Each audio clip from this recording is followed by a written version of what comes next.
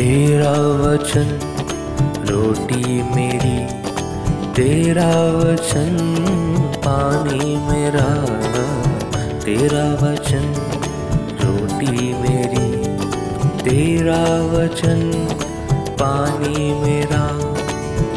खाकर मैं भूखा न रहूं, खाकर मैं भूखा न रहूं, पीकर मैं प्यासा न रहूं। मेरे यीशु यीशु, मेरे यीशु यीशु, मेरे यीशु यीशु, मेरे यीशु यीशु।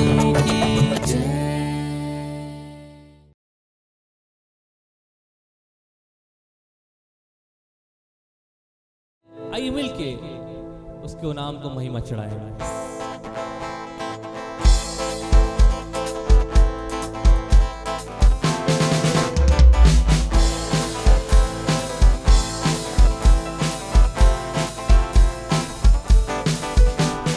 मेरे प्रभु की सहायता से निश्चय ही बनूंगा आशीषित मैं।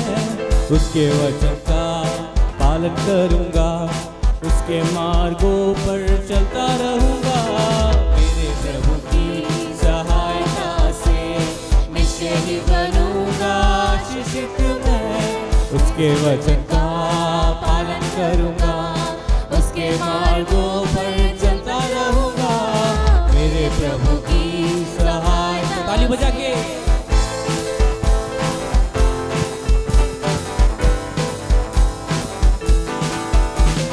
यीशु में आशीषित रहूंगा मैं, कामों में आशीष पाता रहूंगा। यीशु में आशीषित रहूंगा मैं, कामों में आशीष पाता रहूंगा। मेरे घर में कोई घटी न होगी, जरूरतें सारी पूरी होगी। मेरे घर में कोई घटी न होगी, जरूरतें सारी पूरी होगी। मेरे प्रभु की सहायता से निश्चय ही बनूंगा आशीषित मैं। उसके वचन का पालन करूंगा, उसके मार्गों पर चलता रहूंगा। मेरे प्रभु की सहायता से।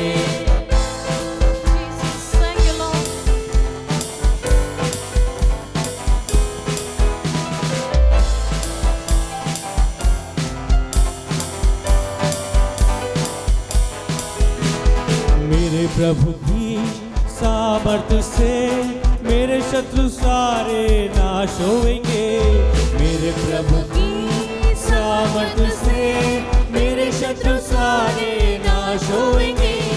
मेरा जीवन उसका रहेगा, मन मेरा बल भी पाता रहेगा। मेरा जीवन उसका रहेगा, मन मेरा बल भी पाता रहेगा। मेरे प्रभु की सहायता से निश्चय ही बनूंगा आशीषित मैं। उसके वचन का पालन करूंगा, उसके मार्गों पर चलता रहूंगा। मेरे प्रभु की सहायता से।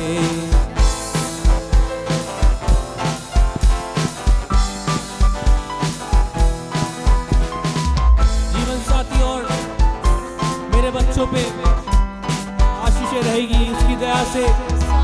जीवन साथी और सब मेरे बच्चों पर, मेरी संपत्ति पर भी आशीष रहेगी। जीवन साथी और सब मेरे बच्चों पर, मेरी संपत्ति पर भी आशीष रहेगी। मेरा जीवन उसका रहेगा, मन मेरा बल भी पाता रहेगा। मेरा जीवन उसका रहेगा, तन मेरा बल भी पाता रहेगा। मेरे प्रभु की सहायता से निश्चय ही बनूंगा आशीषित मैं। उसके वचन का पालन करूंगा, उसके मार्गों पर चलता रहूंगा। मेरे प्रभु की सहायता से निश्चय ही बनूंगा आशीषित मैं। उसके वचन का पालन करूंगा, उसके मार्गों पर चलता रहूंगा। मेरे प्रभु की सहायता।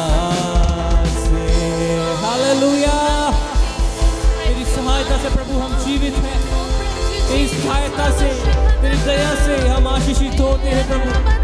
ओ हालेलुया। आराधना हो तेरी। Yes father, we worship you. आराधना हो तेरी, आराधना हो तेरी, आराधना हो तेरी। पूरे दिल से, पूरे दिल से, मेरे लफ्ज़ों से, मेरे होठों से, मेरे जीवन से, पूरे दिल से, मेरे लफ्ज़ों से, मेरे होठों से, मेरे जीवन से। आराधना हो तेरी, आराधना हो तेरी, यीशु आराधना हो तेरी। अब्बा पिता आराधना हो तेरी।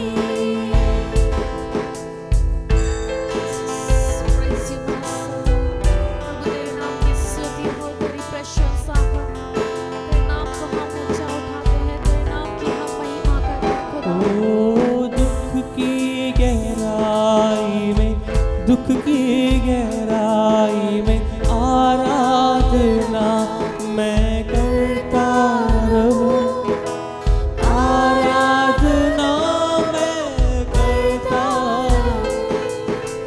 जीवन के हर मोड़ पे तेरी आराधना मैं करता रहूं, आराधना सुख की गहराई में, सुख की गहराई में, दुख की गहराई में आराधना मैं करता रहूं, आराधना मैं करता रहूं। जीवन के हर मोड़ पे तेरी आराधना मैं करता रहूं, आराधना मैं करता रहूं।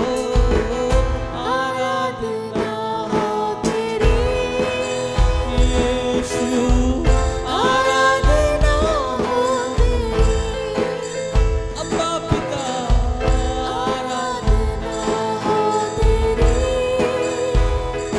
यीशु आराधना हो तेरी।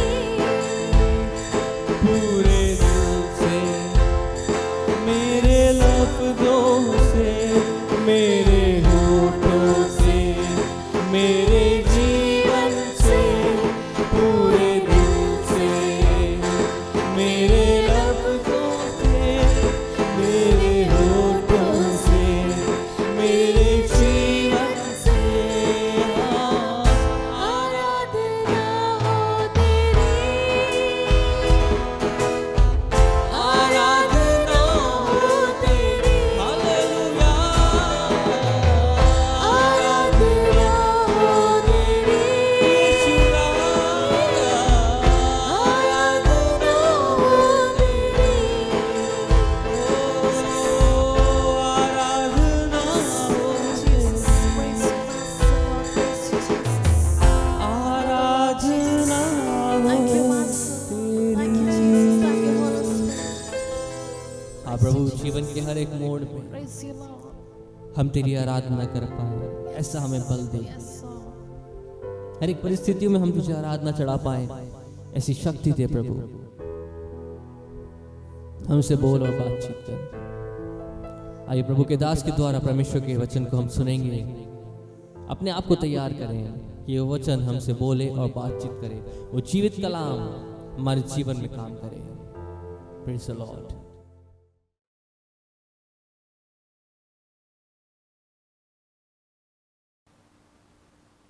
Praise the Lord. Mount Carmel church Ajmer YouTube channel से जुड़े सभी सब्सक्राइबर दर्शकों को जल्द आने वाले प्रभु यीशु मसीह के मधुर मीठे नाम में हमारे इस अवर ब्रेड कार्यक्रम में आप सबका मैं अभिनंदन करता हूं। आशा करता हूं सब आप अच्छे होंगे और परमेश्वर ने आपको अब तक संभाला है, आगे भी आपको संभालेगा। मेरे अजीजों, पिछले दिनों में परमेश्वर के वचन से हमने पतरस के जीवन में जो 12 कदम थे कि वो किस प्रकार से बैकस्लाइड हुआ, किस प्रकार से गिरा। और पिछले दिनों में हमने ये भी देखा कि यहूदा इस्करियोती के अंदर भी जो उसका बैकस्लाइड हो जाना और उसके बाद गिल्टी कॉन्शियस हुआ, लेकिन उसके बाद वो सही डायरेक्शन में नहीं गया। इसकी वजह से उसको पापों की क्षमा नहीं मिल पाई, यीशु मसीह से उसकी दोबारा मुलाकात नहीं हो पाई और वो इस दुनिया से चला गया। बाइबल ऐसा बताती है। और परमेश्वर के वचन में मत्ती 27 अध्याय उसके 1 पद से 5 पद तक हम जब पढ़ते हैं तो हमें ये देखने को मिलता है। आज शाम मैं कुछ विशेष बातें आपको बताना चाहता हूँ और वो ये हैं कि पतरस के भटकने के 12 कदम हमने देखे थे, परंतु पतरस की 2 पत्रियाँ अब हम बाइबल में देखते हैं। एक भटके हुए आदमी की 2 पत्रियाँ बाइबल में देख पाते हैं और कई जगहों पर यीशु मसीह और प्रेरितों के काम में भी पतरस का बहुत ज़बरदस्त जिक्र है। तो ऐसी क्या बात थी कि यहूदा का पश्चाताप जो है वो ग्रहण योग्य नहीं हुआ, परंतु पतरस के जीवन में प्रभु परमेश्वर ने अद्भुत काम किया। मेरे अजीजों, बाइबल में लिखा है कि यदि मेरा धर्मी जन गिर जाए तो मैं उसे 7 बार उठाकर खड़ा करूंगा। और ये भी लिखा है बाइबल में रोमियो की पत्री के अंदर कि कौन है मेरे दास पर दोष लगाने वाला, मैं वो हूं जो उसे निर्दोष घोषित कर सकता हूं।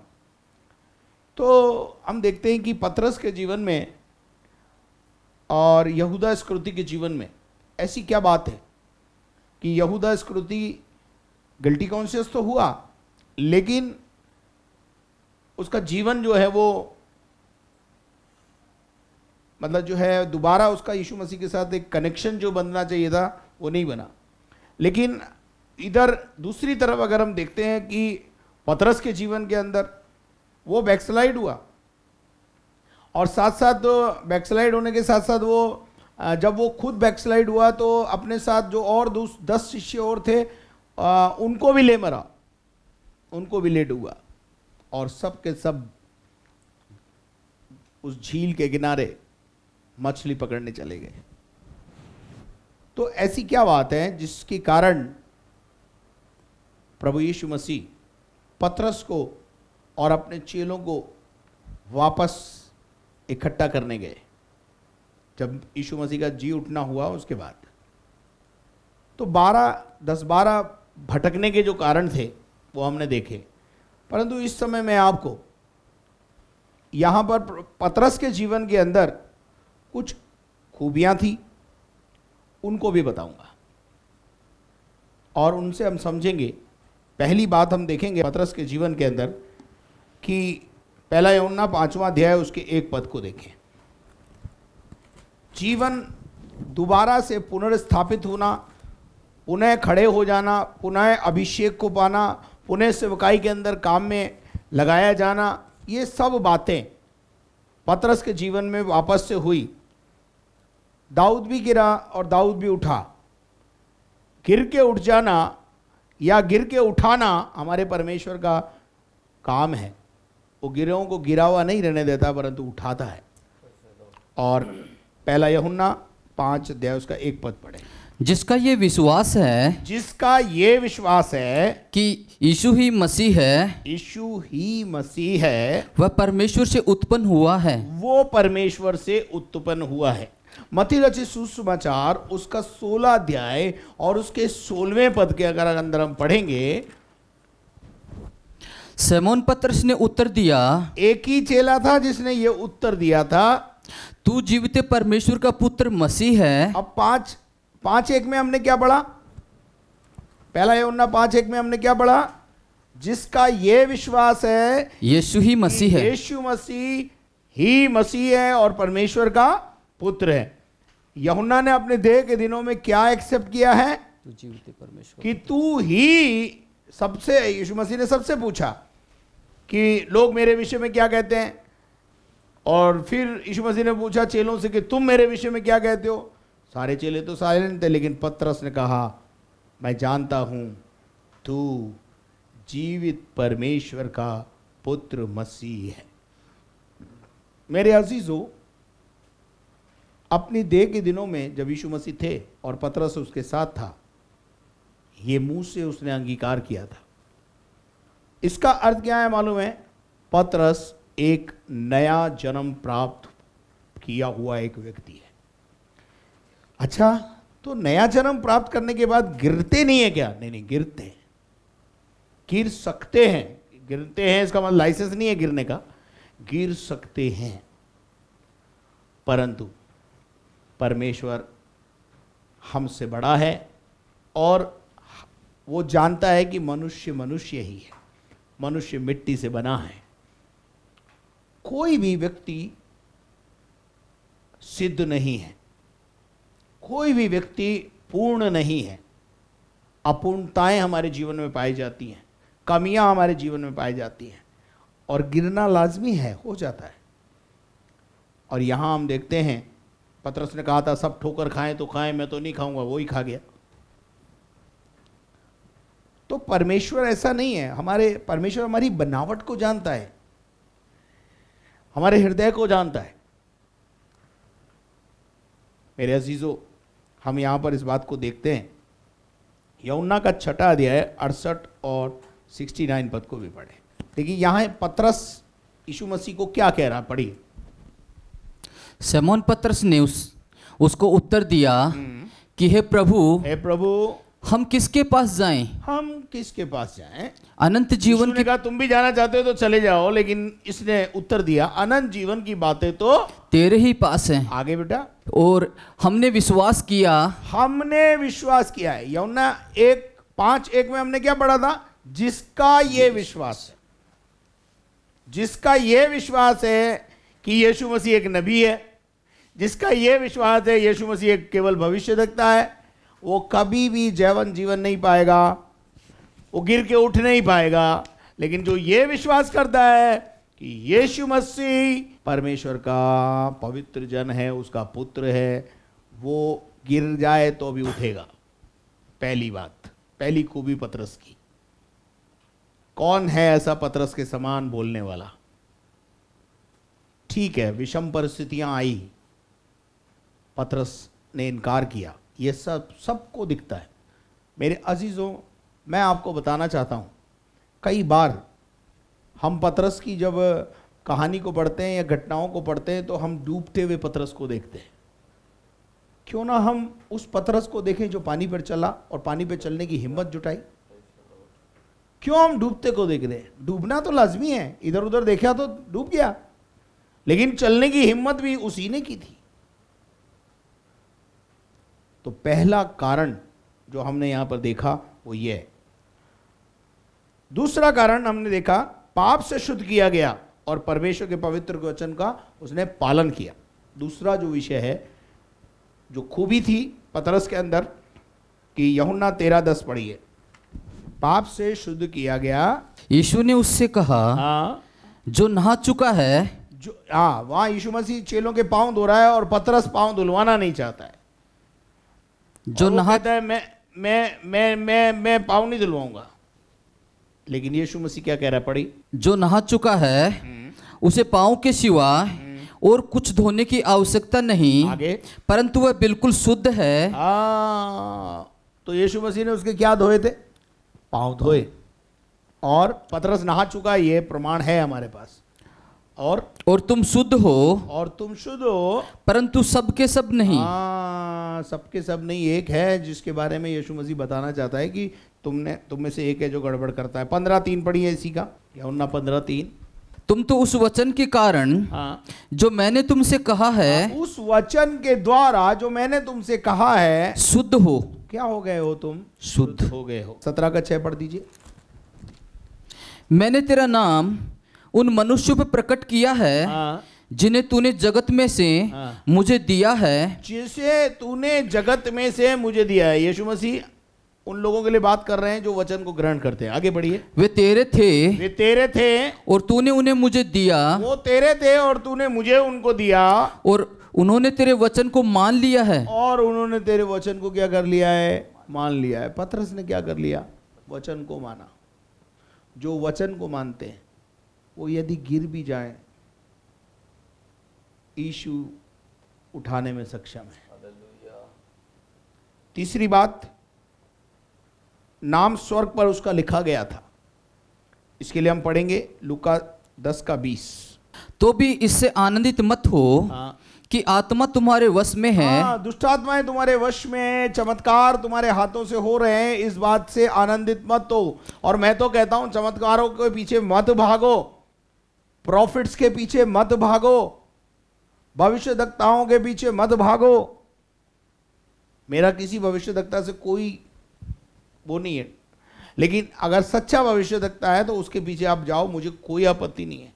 लेकिन फॉल्स प्रॉफिट और सच्चे प्रॉफिट को पहचानोगे कैसे? सच्चा कौन है, झूठा कौन है, कैसे पहचानोगे आप? How you can define? और यहां लिखा है, परंतु इस बात से आनंदित हो कि तुम्हारे नाम स्वर्ग में लिखे गए हैं। हमारे नाम कहां लिखे गए हैं? स्वर्ग में। पतरस का नाम कहां लिखा गया है? स्वर्ग में। मेरे अजीजों, हमारे नाम और पतरस का नाम भी कहां लिखा गया था? स्वर्ग में लिखा गया था। इसलिए प्रभु ने उसे क्या किया है? वापस जाकर के रेस्टोर किया है। पतरस रेस्टोर किया गया, यहूदा इस्करियोती रेस्टोर नहीं किया गया। उसके लाइफ में रेस्टोरेशन आया ही नहीं, पर पतरस और दूसरे अन्य चेलों को रेस्टोरेशन मिला। वो पुनर्खड़े हुए। रेस्टोरेशन का मतलब होता है पुनर्खड़ा हो जाना। गिरना है लेकिन पुनर्खड़ा हो गया। पढ़िएगा यूहन्ना 17:1-3। चौथा पॉइंट है मेरा, उसने अनंत जीवन पाया है। पतरस ने क्या पाया था? अनंत जीवन। पढ़िए। और अनंत जीवन यह है, और अनंत जीवन यह है कि वे तुझे एक द्वैत सच्चे परमेश्वर को, तुझ अद्वैत सच्चे परमेश्वर को, और यीशु मसीह को, और यीशु मसीह को, जिसे तूने भेजा है, जिसे तूने भेजा है, जाने। जानने का मतलब क्या है? उसके बारे में पूरी जानकारी रखना। पतरस को पूरी जानकारी थी, दूसरों को थी या नहीं थी मुझे नहीं पता, और हम बाइबल पढ़ते हैं वो देखिए, लेकिन पतरस को पूरी जानकारी है कि यीशु मसीह जो है कौन है? परमेश्वर का पुत्र है। और उसे यीशु पतरस क्या करता है? अच्छी रीति से पतरस यीशु मसीह को क्या करता है? जानता है।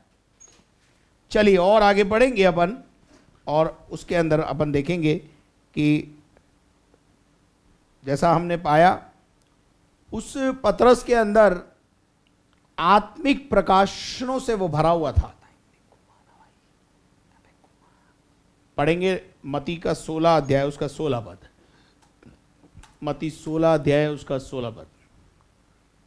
शमौन पतरस ने उत्तर दिया, शिमोन पतरस ने उसे उत्तर दिया कि तू जीवते परमेश्वर का पुत्र मसीह है। हाँ, यहां तक तो अभी हमने देखा था, लेकिन इसके बाद यीशु क्या कह रहा है वो देखेंगे जरा। पढ़ेंगे आगे। यीशु ने उसको उत्तर दिया यीशु ने उसको उत्तर दिया कि हे शमौन, हे शिमोन, योना के पुत्र, हाँ, तू धन्य है, तू धन्य है। और क्योंकि मांस और लहू ने नहीं, मांस और लहू से ये बात नहीं समझी जा सकती, जैसे निकोदेमुस नहीं समझ पाया, अरमितिया का यूसुफ नहीं समझ पाया, लेकिन यहां पतरस उसको अच्छी रीति से समझ पाया। पढ़िए। परंतु मेरे पिता ने हाँ, जो स्वर्ग में है हाँ। यह बात तुझ पर प्रकट की है। पतरस कौन है? प्रकाशनों से भरा हुआ एक व्यक्ति है। प्रकाशन कहां से आया उसके पास? इस आयत के मुताबिक बाइबल ऐसा बताती है, परमेश्वर ने उसे प्रकाशन दिया है। यीशु मसीह को समझना इतना आसान नहीं है भाई। जब तक पवित्र आत्मा तुम्हारे मन को ना खोले, कोई यीशु के पास आ ही नहीं सकता जब तक परमेश्वर का अनुग्रह तुम्हारे पे ना हो। तुम परमेश्वर के पास आ ही नहीं सकते। प्रभु यीशु मसीह परमेश्वर का पुत्र है, इस बात को एक्सेप्ट करना और इस बात को अंगीकार करना, मुंह से बोलना, यह हर एक के बस की बात नहीं है। यह रेवलेशन गॉड की तरफ से आया है। लिखा है ना इसमें, यह बात तेरे ऊपर मांस और लहू ने प्रकट नहीं की है, परंतु किसने प्रकट की है? यह बात तुझ पर मेरे पिता परमेश्वर ने प्रकट की है। तो इसका मतलब हम क्या माने? पतरस प्रकाशनों से भरा हुआ एक व्यक्ति है। क्या आप मेरी बात समझ पा रहे हैं? क्या आप मेरे साथ हैं? इसका मतलब क्या है? अभी तक हमने 5 या 6 बातों को देखा। कितनी अच्छी बातें पतरस के बारे में है, कितनी अच्छी बातें उसने गॉस्पल में बोली, कितनी अच्छी बातें उसने प्रेरितों के काम में बोली, और 2 पत्रियां जो अपनी लिखी तो बहुत ही अच्छे अनुभवों को उसने लिखा। ऐसा व्यक्ति भी यीशु मसीह से दूर हो सकता है, गिरने के चांस हो सकते हैं, और गिरा। पर जब गिर के उठा तो बाद की जो पारी खेली उसने, बाद में जो मिनिस्ट्री की उसने, वो हिला देने वाली और उथल पुथल कर देने वाली सेवकाई को जन्म दिया। मेरे अजीजों, हम इस बात को समझ लें अच्छी तरह कि वो प्रकाशनों से भरा हुआ एक व्यक्ति था। उसके बाद अगर हम और देखें, यूहन्ना 15:1-6 पढ़ेंगे जरा। 15:1-6 यीशु मसीह यहां पर क्या बोलता है और पतरस में वो बातें पाई जाती है। पढ़ेंगे।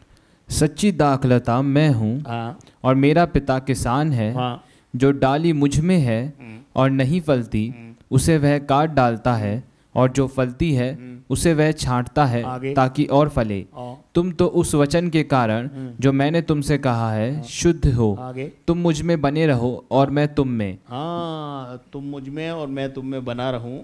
जैसे डाली यदि दाखलता में बनी न रहे तो अपने आप से नहीं फल सकती, हाँ। वैसे ही तुम भी यदि मुझ में बने न रहो तो नहीं फल सकते। आगे। मैं दाखलता हूँ, तुम डालियाँ हो। जो मुझ में बना रहता है और मैं उसमें, वह बहुत फल लाता है, क्योंकि मुझसे अलग होकर तुम कुछ भी नहीं कर सकते। मुझसे अलग होकर तुम कुछ नहीं कर सकते। आगे। यदि कोई मुझ में बना न रहे हाँ। तो वह डाली की नाई फेंक दिया जाता और सूख जाता है। हाँ। और लोग उन्हें बटोर कर हाँ। आग में झोंक देते हैं और वे जल जाती हैं। इन बातों को अगर अपन देखें, पतरस यीशु मसीह के साथ परमेश्वर के वचन में बना हुआ था।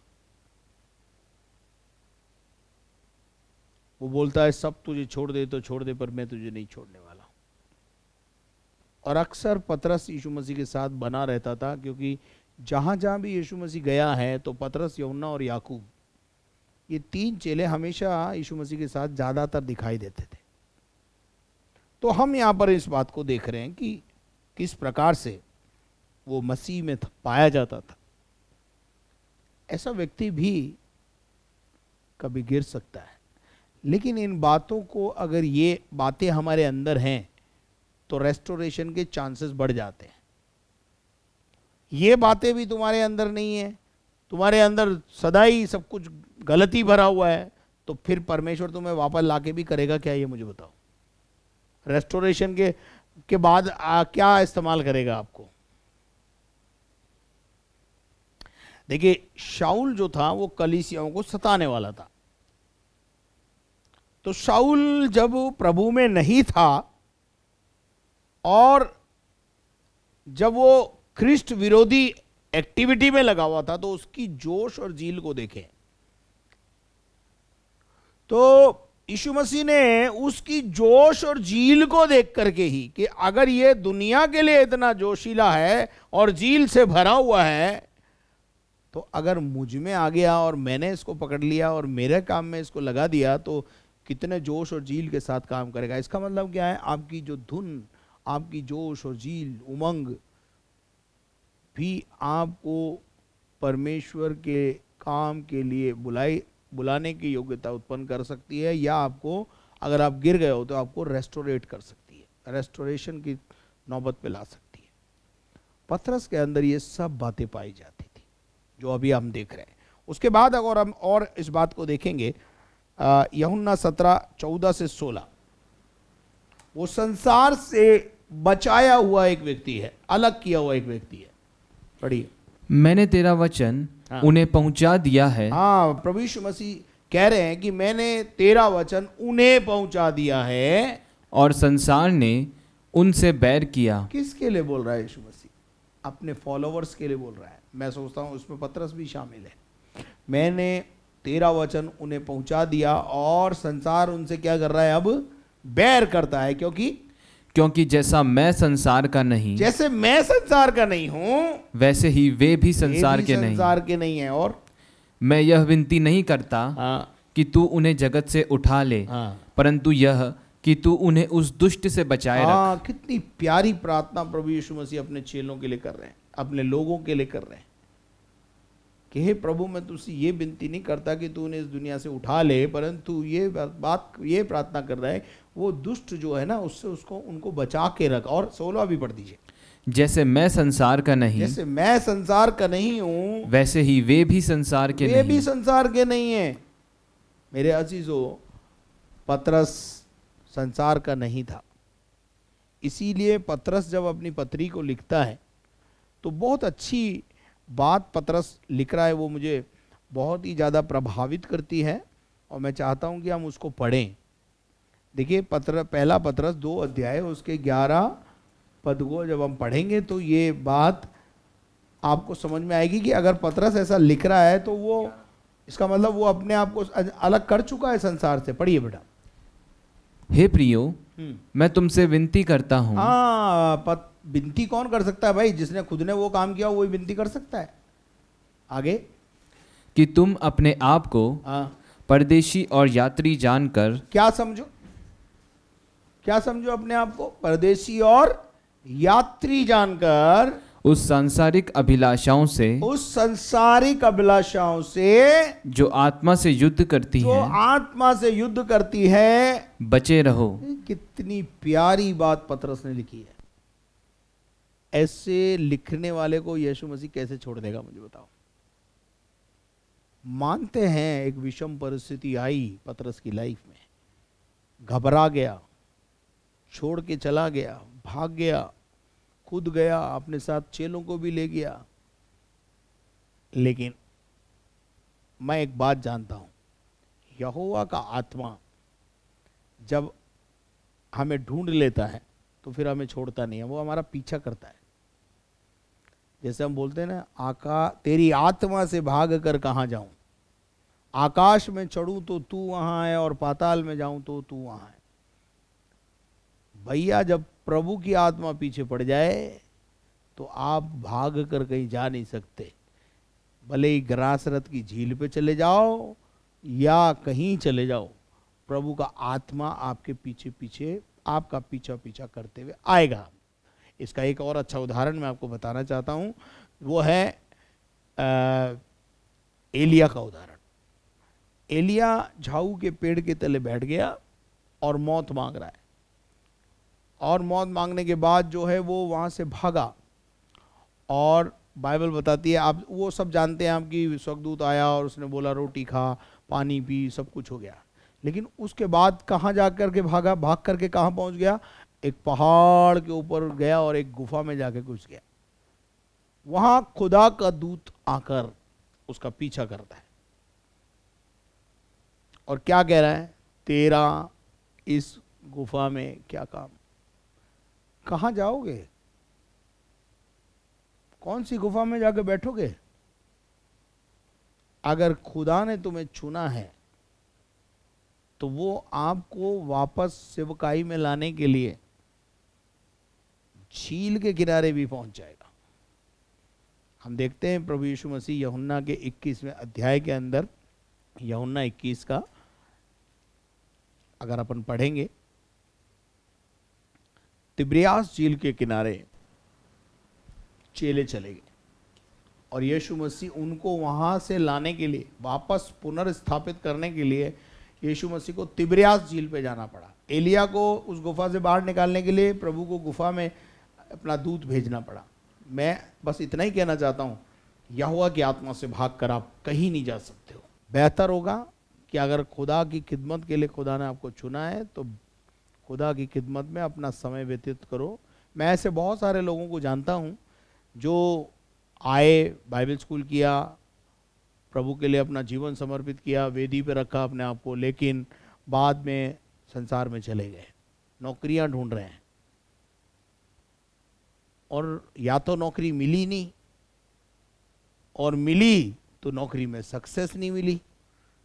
महीने भर 2 महीने बाद बॉस ने बुला के बोल दिया थैंक यू, कल से मत आना। और ऐसे ही जीवन में निराश निराश निराश होकर के फिर हमें सोचना पड़ता है आखिर मैं सक्सेस हो क्यों नहीं रहा हूं। भाई एक आदमी आया मेरे पास और मुझसे कहने लगा कि पादरी साहब, हाँ क्या हो गया? भाई साहब मैंने कंप्यूटर सेंटर खोला है, आप मेरे लिए प्रार्थना कर दो। मैंने बोला ठीक है कर देते हैं प्रार्थना। मैंने उसके लिए प्रार्थना किया, कंप्यूटर सेंटर खोल लिया। 6 महीने के बाद वो व्यक्ति वापस मेरे पास आया और मुझसे कहने लगा पादरी साहब मेरे लिए दुआ कर दो। मैं बोला क्या हो गया? बोले मैंने मेडिकल स्टोर खोला है, उसके लिए प्रार्थना कर दो। मैंने बोला अच्छी बात है, चलो हम उसके लिए भी प्रार्थना कर देते हैं। कुछ दिनों के बाद फिर आया, फिर एक नया बिजनेस लॉन्च करके आया। तो मैंने उस दिन वैसे ही पूछ लिया उनसे, मैंने बोला भाई मुझे एक बात बताओ, आपने कंप्यूटर सेंटर खोला, आप सक्सेस नहीं हुए, आपने दूसरा काम मेडिकल स्टोर खोला, उसमें सक्सेस नहीं हुए, फिर आप ये तीसरा काम करने जा रहे हो, उसमें भी पता नहीं प्रभु क्या करेगा क्या नहीं करेगा, आखिर को क्वालिफिकेशन क्या है आपकी? बोला मैंने BTH किया हुआ है। मैं बोला बाइबल कॉलेज करने के बाद तू मेडिकल स्टोर खोलेगा, कंप्यूटर सेंटर खोलेगा, तो सफलता कहाँ से आएगी? बाइबल स्कूल में आपको एडमिशन दिया इसलिए गया होगा कि आप परमेश्वर की सेवा करेंगे, आपके पास्टर ने रिकमेंड इसीलिए किया होगा, आप भी इसीलिए गए होंगे। लेकिन उसके बाद जब आप सेक्युलर में जा रहे हैं, how you can a success person? मेरे अजीजों, प्रभु हमें वापस रेस्टोर करना चाहता है जैसे पतरस को उसने रेस्टोर किया। अगला पॉइंट अगर अपन देखें यूहन्ना 3:22 में हम देखते हैं, इसके बाद यीशु और उसके चेले यहूदिया में आए और क्या कर रहे हैं? और वह वहां उनके साथ रहकर बपतिस्मा देने लगा। हाँ, यीशु मसीह और उसके चेले सब मिलकर क्या कर रहे हैं? बैप्टिज्म मिनिस्ट्री कर रहे हैं, बपतिस्मा दे रहे हैं लोगों को। मेरे अजीजों, बपतिस्मा दे रहे हैं इसका मतलब बपतिस्मा लिया भी है उसने। बहुत सारे मसीहों का एक सवाल है कि आप हमें बताओ चेलों का बपतिस्मा कहाँ हुआ? ओ मेरे भाई, बाइबल पढ़ और बाइबल को पढ़कर समझ कि जब यूहन्ना बपतिस्मा देता था तो बाइबल बताती है कि सारे यहूदिया और सामरिया और आजू बाजू के गांव और ठाणियों से लोग निकल करके घराने समेत यूहन्ना से बपतिस्मा लिया करते थे। तो फिर पतरस, यूहन्ना और याकूब तो झील के किनारे और समुद्र के किनारे ही पड़े रहते थे, तो उन्होंने भी शायद बपतिस्मा लिया होगा ना भाई। और अगर यहां यीशु मसीह उनसे कह रहा है कि चलो अब तुम बपतिस्मा दो, तो मैं ऐसा विश्वास करता हूं जिसने शिक्षा पाई है, जिसने वो काम किया है, वही तो वो काम कर सकता है।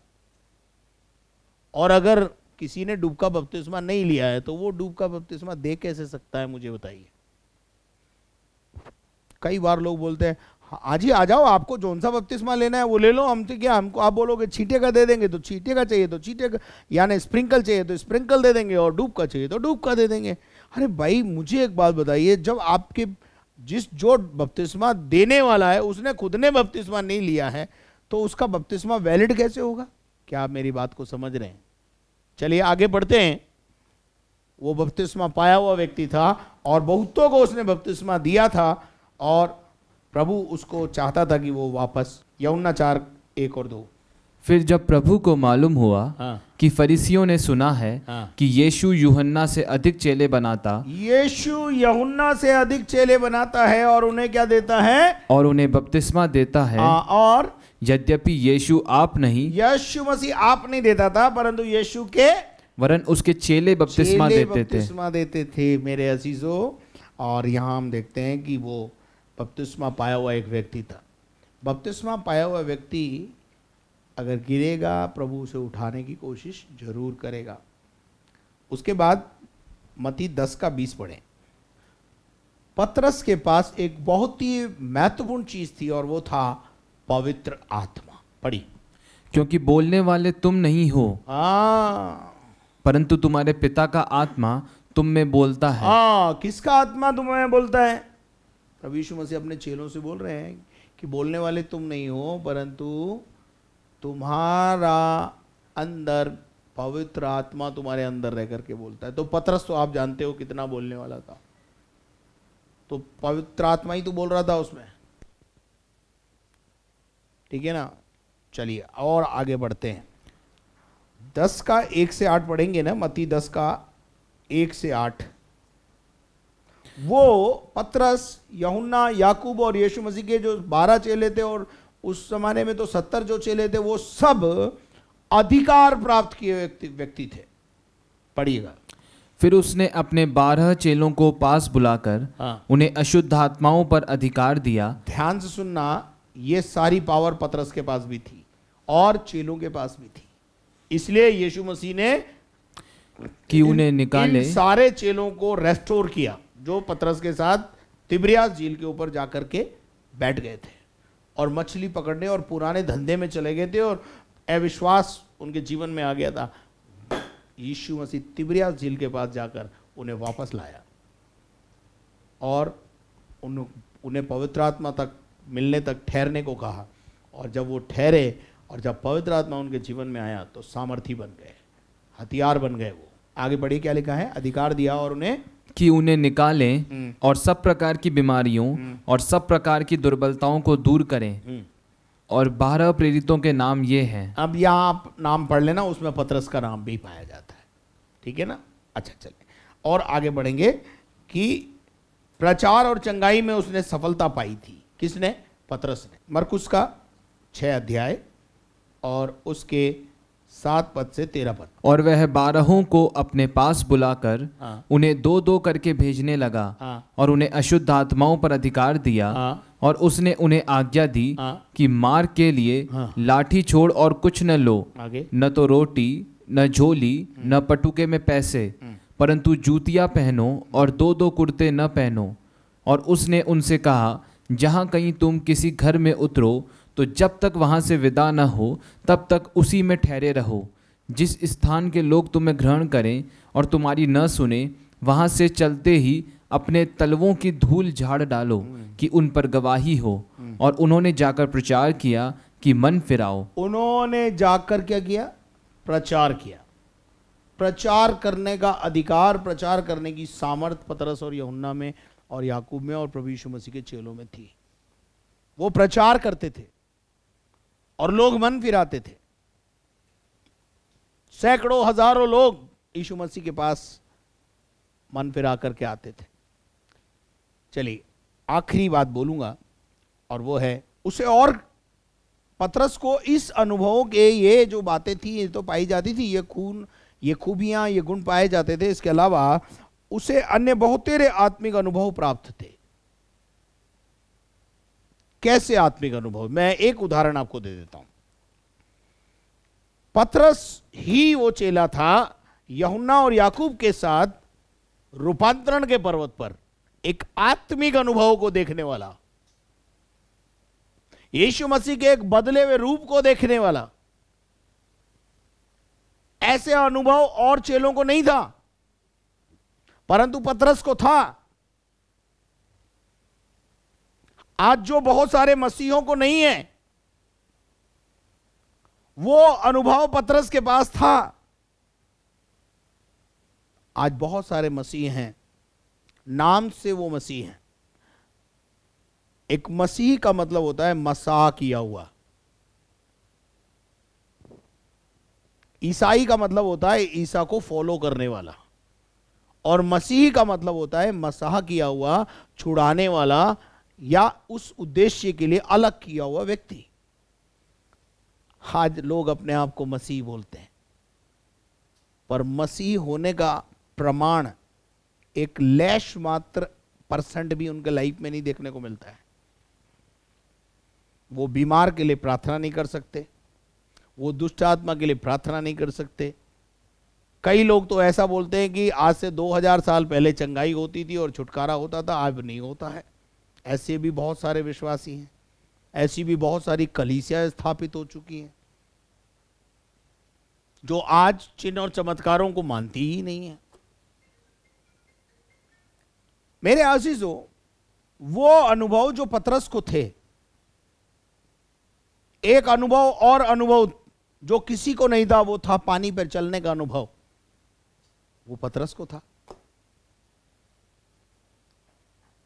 आज लहरों पे चलने का अनुभव मसीहों को होना चाहिए, लेकिन लहरों की तो बात छोड़ो, छोटी सी समस्या में खुद ही डूब जाते हैं। मेरे असीसों, ऐसे कई अनुभव, ये तो 2 उदाहरण, 2 एग्जाम्पल मैंने आपको दे दिए जो मसीही जीवन में होने बहुत जरूरी हैं। वो पतरस में पाए जाते थे। पतरस वो चेला था जो यीशु मसीह के रूपांतरण के समय में मूसा और एलिया को भी उसने देखा था।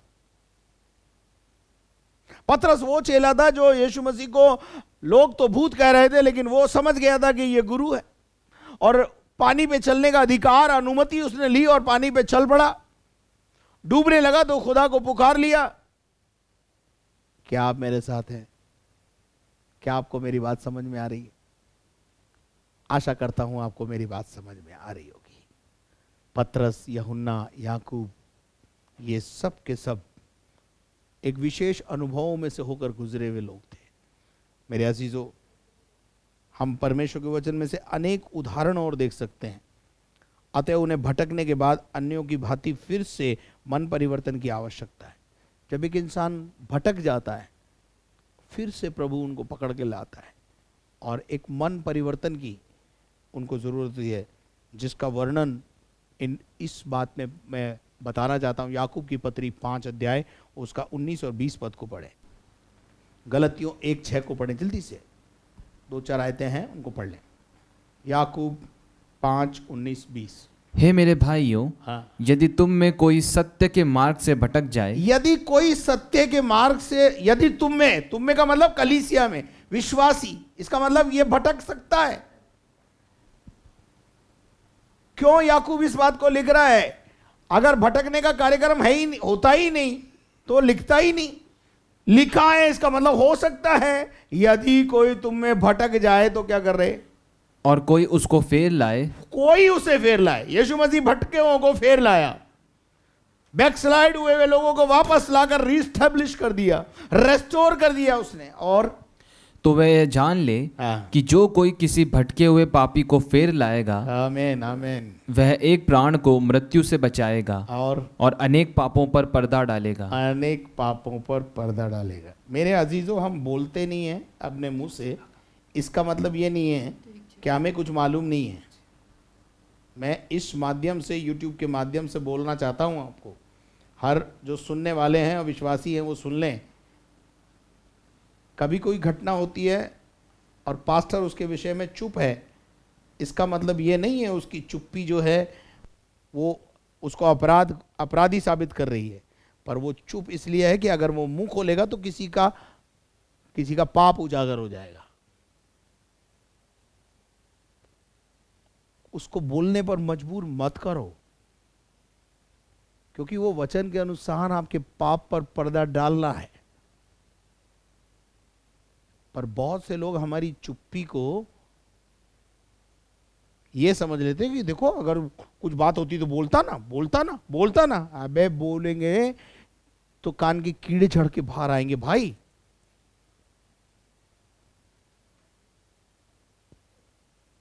मान लीजिए किसी व्यक्ति को कलीसिया से बाहर कर दिया, वो देखो कलीसिया छोड़ के चला गया, वो कलीसिया छोड़ के चला गया, वो कलीसिया छोड़ के चला गया, जरूर पादरी ने कुछ किया होगा। अरे पादरी को पता है उसने क्या किया है, और वो अब कलीसिया में रहने लायक नहीं है, ये तो समझो तुम। यहाँ 20वें पद में मिलता है, जो कोई किसी भटके हुए पापी को फेर लाएगा वह प्राण को मृत्युदंड से बचाएगा और उसके अनेक पापों पर क्या डालता है, वो पर्दा डालेगा। चलिए एक और आयत पढ़ेंगे, गलतियों 1:6। मुझे आश्चर्य होता है हाँ। कि जिसने तुम्हें मसीह के अनुग्रह से बुलाया हाँ। उससे तुम इतनी जल्दी फिर कर। एक विश्वासी आता है, बपतिस्मा दे दो जल्दी से, थोड़े दिन के बाद बोलता है मैं जा रहा। अरे भाई क्या हो गया, तो कल तो बड़ा दम भर रहा था, कोई सब छोड़ दे पादरी साहब, मैं नहीं छोड़ूंगा। पता चला वही छोड़ के बैठा हुआ है और ही सुसमाचार की ओर झुकने लगते हैं। पहला सुसमाचार जिस पादरी ने दिया, जिस विश्वासी ने दिया, उसको भूलकर किसी और के पीछे भागने लगते हैं। मेरे अजीजों, जो इधर उधर भागने वाले, भटकने वाले हैं ना, मैं उनको बता देना चाहता हूं, एक दिन आपकी कलीसिया ही आपके काम आने वाली है। मारवाड़ी में एक कहावत है, जहां के मुर्दे होते हैं वहीं गड़ते हैं। तो लोकल पास्टर और लोकल कलीसिया ही काम आने वाली है, ये बात समझ लेना अच्छे रीति से। कोई दूसरा आकर यहाँ साथ देने वाला नहीं है। जिनको आप बहुत प्यार कर रहे हैं, जो आपको पुचकार रहे हैं ना, वो बहुत प्यारे लगते हैं। मैं तो कड़क पादरी है और कड़क ही रहेगा, पता नहीं ऐसा क्यों बनाया मेरे को प्रभु ने। मेरे अजीजों, जो चिकनी चुपड़ी बात करता है वो तुमको भक्तिहीन बनाता है, और जो सीधी बात करता है वो तुम्हें भक्ति वाला बनाता है। अब आप सोच लो, बहुत सारे लोग हैं जो अपनी कानों की खुजली के लिए उपदेशक बटोर लेते हैं, भटकते हैं। मैं जब 4th क्लास में था, मैंने एक कविता पढ़ी थी, एक चिड़िया के बच्चे 4 घर से निकले पंख पसार। बाहर घूमना बहुत अच्छा लगता है, बाहर की मिनिस्ट्रियां बहुत अच्छी लगती है, वहां वो चमत्कार हो रहा है, वहां वो चमत्कार हो रहा है। बाइबल नहीं बोलती चमत्कार हो रहा है, भागना मत उसके पीछे। पढ़ते कैसे हो तुम बाइबल, हैं? और चमत्कार तो यीशु मसीह करता है, वो तो हर जगह मौजूद है। एक चिड़िया के बच्चे 4 घर से निकले पंख पसार, पूरब से पश्चिम को जाए, उत्तर से दक्षिण को जाए। घूम घाम जब घर को आए, माता को ये वचन सुनाए, देख लिया हमने जग सारा, अपना घर है सबसे प्यारा। भाई साहब, 5 स्टार होटल में आपको डनलप का गद्दा और एसी से भी बढ़िया आराम अपने घर के पलंग पर मिलता है। ये ध्यान रखना, घर घर ही होता है, चाचा चच्चा होता है और पप्पा पप्पा होता है। चच्चे बुओं के पीछे मत भागो। मैं नहीं कह रहा उनसे प्यार मत करो, पर उनके पीछे भागो मत, चमत्कारों के पीछे भागो मत। बाइबल पढ़ो, बाइबल तुम्हें सिखाएगी, समझाएगी। चलिए और आगे पढ़ लीजिए, 4:19, गलतियों 4:19। 4-5 आयतें हैं, जल्दी से दे दूं ताकि खत्म हो फिर। हे मेरे बालकों, जब तक तुम में मसीह का रूप न बन जाए, तब तक मैं तुम्हारे लिए, पौलुस कहता मैं तुम्हारे लिए जच्चा की सी पीड़ाएं फिर जच्चा की सी पीड़ाएं सहता हूँ। 5:4 पढ़ दीजिए इसका, फिर 6:1 पढ़ दीजिए, जल्दी जल्दी पढ़े। तुम जो व्यवस्था के द्वारा धर्मी ठहरना चाहते हो, मसीह से अलग, मसीह से अलग और अनुग्रह से गिर गए हो। अनुग्रह से गिर गए हो। जो अनुग्रह तुम पर हुआ ना, तुम उस अनुग्रह को खो देते हो। चलिए 6:1 भी पढ़ दीजिए। हे भाइयों, यदि कोई मनुष्य किसी अपराध में पकड़ा भी जाए, तो तुम जो आत्मिक हो, तुम जो आत्मिक हो, हम जो प्रभु के लोग हैं, उनका फर्ज बनता है कि उनको क्या करें, नम्रता के साथ ऐसे को संभालो। के साथ ऐसों को संभालो। जो चमत्कारों के पीछे भागते हैं उनको नम्रता से संभालना पड़ता है। आगे, और अपनी भी चौकसी रखो। और पहली बात, अपनी चौकसी रखनी बहुत जरूरी है भाई। ऐसा प्रॉब्लम ये है कि वो हमें भी ले डूबते हैं, बोले भाई साहब आप भी चलो। अरे भाई तू जा, हम नहीं जाने वाले। तेरे को चमत्कारों के पीछे भागना है, तू भाग। हमारा प्रभु तो यहां पे भी शनिवार को चमत्कार करता है। आगे बढ़िए। कि तुम भी परीक्षा में न पड़ो। तुम परीक्षा में ना पढ़ो। मेरे अजीजों, मेरे पास बहुत और उदाहरण है, लेकिन यहाँ समय मुझे इजाज़त नहीं देता। मैं चाहता हूँ कि हम इस बात को क्लोज करें। 12 कदम गिरने के और 12 स्टेप्स जो आपके जीवन में पाए जाते हैं वो आपके रेस्टोरेशन के लिए है। पतरस के अंदर ये 12 बातें पाई जाती थी, इसलिए और यीशु मसीह ने जाकर उनको तिब्रियास झील के ऊपर रेस्टोर किया और फिर से सेवकाई में लाया, और वही चेले धुआंधार सेवा कर रहे हैं। विस्फोटक सेवा की, मुर्दे जलाए, अंधों को आंखें दी, लंगड़ों को चलाया, अद्भुत आश्चर्य कर्म किए। पतरस ने जब आत्मा से भर के प्रचार किया, 3-3 हजार लोग यीशु मसीह के पास एक ही सभाओं में आ गए, बपतिस्मा लेने लगे, अद्भुत आश्चर्य कर्म प्रकट हुए। पतरस के 12 खूबियों को मैंने आपके सामने रखा, इसलिए यीशु मसीह जानता था कि पतरस से गलती जरूर हुई है, लेकिन वो मेरे बड़े काम का है। आपकी कुछ बातें बड़े काम की होती हैं, उनके कारण प्रभु आपको उठाता है, और ये खूबियां अगर आप अपने अंदर डेवलप करेंगे तो हो सकता है कोई बात आपसे गलती होगी तो प्रभु आपको उठाएगा। परमेश्वर इस वचन के द्वारा आपको आशीष दे। आइए अपनी आंखों को बंद करें, दुआ करें। सर्वशक्तिमान परमेश्वर, हम तेरा धन्यवाद करते हैं सुंदर समय के लिए जो तूने हमारे जीवन में दिया। सुने गए वचन के अनुसार प्रभु हम अपना जीवन व्यतीत करने वाले बने, कोई भी अंधकार की ताकत हम पे प्रबल न हो। पतरस की 12 बातों को प्रभु जो उसके जीवन में पाई जाती थी, जब वो तेरे साथ रहता था प्रभु, प्रकाशनों से भरा हुआ था, वचन से भरा हुआ था, सब बातें अंदर थी, और भी बहुत सारे अनुभव जो आत्मिक अनुभव थे जो उसको थे प्रभु। प्यारे खुदावन प्रभु जी, तूने उसको फिर से रेस्टोर किया, और तूने उससे ये भी कहा कि तू अपने भाइयों को रेस्टोर करना, और प्रभु उसने भाइयों को भी रेस्टोर किया। प्यारे खुदावन प्रभु जी, होने दे हमारे जीवन में भी हम ऐसा ही अपने जीवन के अंदर क्वालिटीज़ को डेवलप करें। प्यारे खुदावन, जो बीमार हैं उन्हें चंगा कर, जिनके आज जन्मदिन है उन्हें आशीष दे, जिनके आज मैरिज एनिवर्सरी हैं उनके जीवन में तू अपनी सामर्थ्य को प्रकट कर। धन्यवाद करते तूने हमारी प्रार्थना को सुना, यीशु मसीह के नाम से, आमीन। और अब हमारे खुदावंद यीशु मसीह का फजल, खुदा बाप की मोहब्बत, पाक रूह की रिफाकत और शराकत अब से लेकर हमेशा तक हम सबों के साथ हमेशा तक होती रहे, और हम सब बोलें आमीन। And may God bless you. परमेश्वर आपको आशीष दे। और यदि आपने हमारे चैनल को सब्सक्राइब नहीं किया है तो जल्दी से आप सब्सक्राइब करें, बेल आइकन को दबाएं, शेयर करें, लाइक करें। साथ में यदि प्रश्न आपके उत्तर हमारे में, अगर आप प्रश्न पूछना चाहते हैं, हमारे व्हाट्सएप नंबर पे वीडियो डाल करके आप प्रश्न को पूछ सकते हैं। समय आने पर उसका उत्तर आपको हम इसी चैनल के माध्यम से देंगे। 9414003158। साथ में प्रार्थना टावर के नंबर स्क्रीन पर हैं, आप उनका इस्तेमाल करें। साथ में यदि आप चाहते हैं कि ये सेवकाई और आगे बढ़े, हमारे लिए निरंतर प्रार्थना करें, और किसी भी आर्थिक सहयोग के लिए बैंक अकाउंट की डिटेल स्क्रीन पर पाई जाती है। धन्यवाद।